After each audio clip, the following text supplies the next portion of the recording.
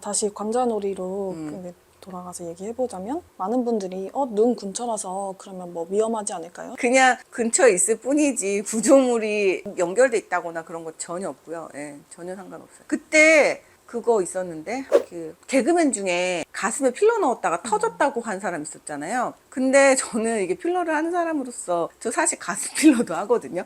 근데 되게 생각보다 되게 탄력 좋아요. 예, 그리고 이게 개념이 터지는 개념이 있을 수가 없어요. 뭔가 이 안에 캡슐이 있어야 되잖아요. 그러니까 얘네들이 이렇게 뭉치고 있어야 되는 게 있는데 보형물은 터질 수 있거든요. 왜냐면 보형물은 커버가 있으니까. 근데 필러는 커버가 없어요. 이제 그런 건 있죠. 필러를 넣으면 필러들끼리 자기들끼리 약간 모여 있으면서 주변에 이렇게 우리 몸에서 이렇게 보호막 같은 걸 만들거든요. 그 캡슐레이션이라고 하는데 그런 거는 생길 수 있지만 그 필러 자체에 그런 건 없거든요. 커버가 있지는 않아요. 근데 그게 터진다? 아무튼 좀 이해가 안 가요. 그러니까 일단은 앞뒤가 안 맞는 그런 것들이 좀 있어. 이제 한국 사람들 같은 경우는 주로 어디에 하냐면은 약간 모양 교정할 때 해요. 가슴 골이 없는 사람이나 아니면은 수유하고 나서 여기 이 윗가슴이 없어진 사람들, 그러니까 뭔가 수술하기에는 보형물 넣기에는 좀 애매하게 자기 볼륨이 있는데 뭔가 좀 아쉬운 부분이 있는 그런 부분을 채워 넣기 위해서 이제 그 바디 필러 중에 하나로 가슴 필러를 많이 하는데, 제가 얼리 어댑터라서 이쪽에 제가 입술 필러 거의 나오자마자 맞았었거든요. 필러가 역사가 20년이 안 돼요. 제가 맞은 게 2008년인가 2009년인가 그렇고 필러는 더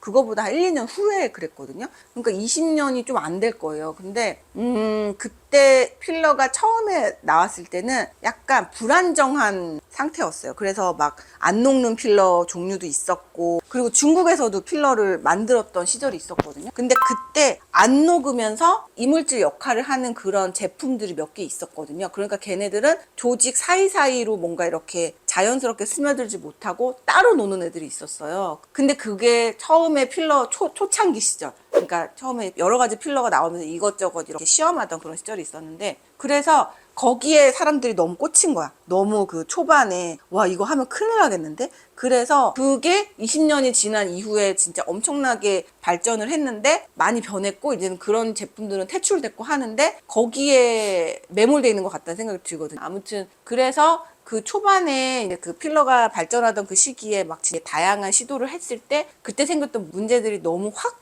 각인돼 있으니까 사람들이 그런 거에 좀 꽂혀 있는 것 같아요. 해부학적 구조가 확실하면 그게 그냥 저는 조직이 있는 부위는 다 들어갈 수 있다고 생각을 하고, 예, 필러라는 게 그리고 그러라고 만든 거예요. 그러라고 만든 거라서 제가 아마 수술을 하는 사람이라서 그런 거일 수도 있어요. 그 누가 엉덩이 필러 하면 그 괴사 생길 수도 있다고 그러거든요. 근데 그거는 약간 괴사가 생길 수는 있는데 지방층과 근육층에 대한 개념이 없는 사람이 넣어서 그럴 수도 있고, 아니면은 그 괴사가 생겼다고 얘기하는 사람이 그거에 대한 개념이 없어서 상상해서 그렇게 말할 수도 있는데, 엉덩이나 배는요 지방층이 진짜 두꺼워요. 상상할 수 없을 정도로 두껍거든요. 그러니까 그거를 뚫고 근육으로 가기가 진짜 힘들어요. 예. 필러는 다 거의 지방층에 맞는 거지, 얼굴 빼고는 바디 쪽은 거의 지방층이지 근육층에 가기가 진짜 힘들어요. 특히 엉덩이 쪽은. 근데 그런 개념이 없더라고요. 다시 관자놀이 필러로 네. 돌아가서 말씀드리자면 이 관자놀이 필러가 아무래도 특수한 부위다 보니까 통증은 어떤 편인지. 오히려 통증이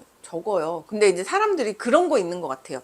두통이 생기면 여기가 관자부터 욱신욱신하니까 여기다가 필러를 넣으면 두통이 생기지 않을까라고 하시는데 거의 상관없어요. 왜냐하면은 그 관자 쪽에 두통을 만드는 그런 신경들은 생각보다 되게 깊게 있고요. 그리고 이게 관자에 있는 신경을 건드려서 두통이 생기는 경우는 거의 없고, 그러니까 방사통이거나 뭐 이런 거라서, 예, 그래서 그거랑은 크게 상관없고요. 멍이나 붓기는 어느 정도 갈까요? 멍이나 붓기는 이건 이제 제가 받은 사람 입장에서 말씀을 드리면 사람마다 다르긴 하는데, 붓기는 4, 5일? 한 일주일? 멍은 일주에서 2주? 멍이 좀 오래 가는 사람들이 있거든요. 왜냐면 멍이라는 거는 혈관이 터져서 주변으로 헤모글로빈이 이렇게 퍼져서 그게 흡수되는데 걸리는 시간이니까, 그래서 그게 이제 붓기보다 좀 오래 가니까 그거 아주 길게 봐서 한 2주? 근데 관자놀이 필러는 유지 기간은 보통 얼마나 가는지? 관자는 내가 움직이는 부위가 아니잖아요. 2년 이상.